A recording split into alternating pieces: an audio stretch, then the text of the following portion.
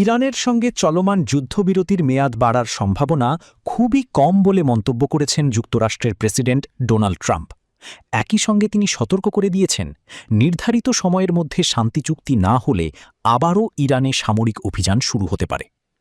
জানা গেছে, গত ৮ এপ্রিল থেকে যুক্তরাষ্ট্র ও ইরানের মধ্যে ১৪ দিনের একটি যুদ্ধবিরতি কার্যকর রয়েছে। এই যুদ্ধবিরতির মেয়াদ শেষ হবে ২২ এপ্রিল।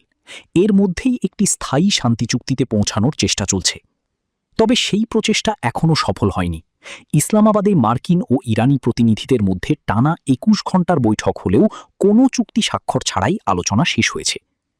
মার্কিন সংবাদ মাধ্যমকে দেওয়া এক সাক্ষাৎকারে প্রেসিডেন্ট ট্রাম্প বলেন, যদি নির্ধারিত সময়ের মধ্যে কোনো চুক্তি না হয় তাহলে যুদ্ধবিরতির মেয়াদ বাড়ার সম্ভাবনা খুবই কম।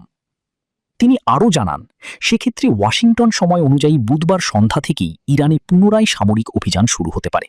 অর্থাৎ বাংলাদেশ সময় অনুযায়ী বৃহস্পতিবার সকাল থেকেই নতুন করে সংঘাত শুরু হওয়ার আশঙ্কা রয়েছে। তবে কড়া অবস্থানের পাশাপাশি আলোচনার পথও খোলা রাখার ইঙ্গিত দিয়েছেন ট্রাম্প। তিনি বলেন, যুক্তরাষ্ট্র ইরানের সঙ্গে একটি ভালো চুক্তি করতে চায় এবং তাড়াহুড়ো করে কোনো দুর্বল বা আপোষের চুক্তিতে যেতে আগ্রহী নয়। তার ভাষায়, আমরা কোনো